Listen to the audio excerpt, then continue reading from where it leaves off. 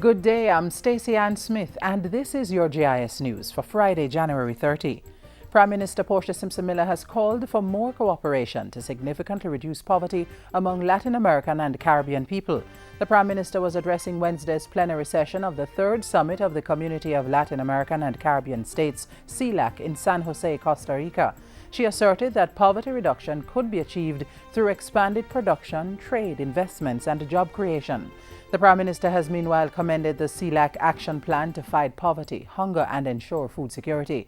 Mrs. Simpson also urged the regional grouping to take clear decisions on the concerns of small island developing states and middle-income countries, among them climate change, transnational organized crime, and drug trafficking. There are plans to draft a squatter policy to guide the development of informal communities across the island. Director of Housing Policy in the Ministry of Housing, Paula Parks, says the emerging challenge of rural-urban migration has made the squatter policy necessary. In relation to squatter settlements, the ministries actually will also be looking at developing a squatter policy outside of the national housing policy. But the national housing policy will give a general overview on some of the recommendations as it relates to informal settlements. Ms. Parks made the announcement at a recent JIS think tank. She also revealed that in addition to using the findings of the UN Habitat's participatory slum upgrading program, the ministry would be consulting with residents of informal communities to see how their living conditions can be improved. Government has reintroduced the High School Diploma Equivalency program, the HSDEP. Education Minister Reverend Ronald Thwaite says the HSDEP will become the core business of the Jamaica Foundation for Lifelong Learning, the JFLL.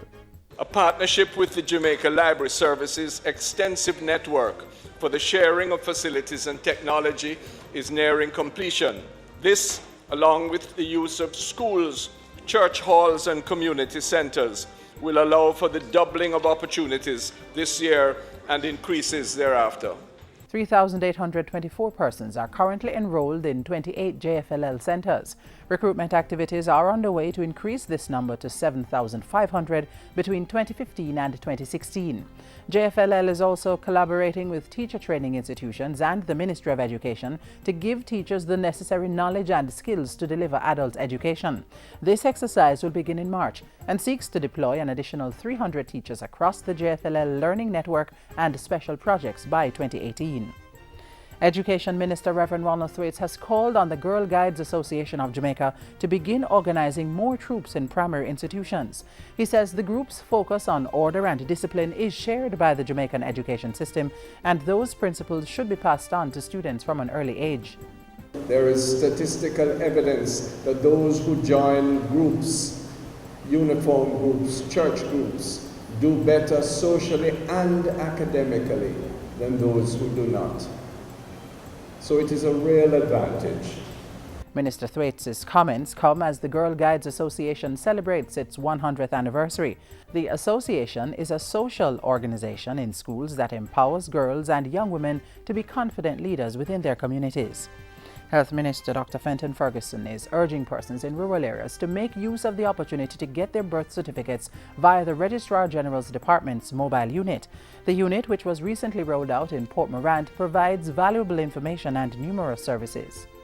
I believe that having a birth certificate, creating an identity for individuals and a legal status is important to every citizen of Jamaica.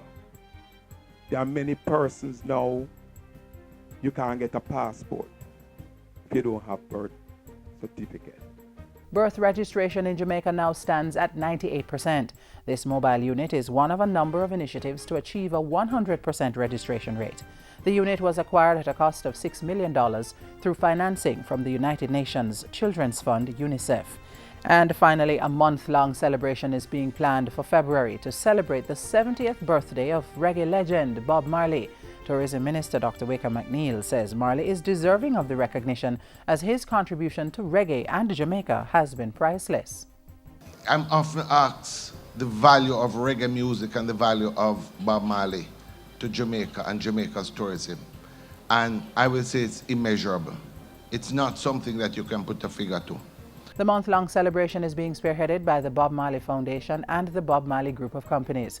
It kicks off with a series of symposia at the Bob Marley Museum in St. Andrew on the icon's birthday, February 6. And that's it for JIS News Today. I'm Stacey Ann Smith. Thank you for watching.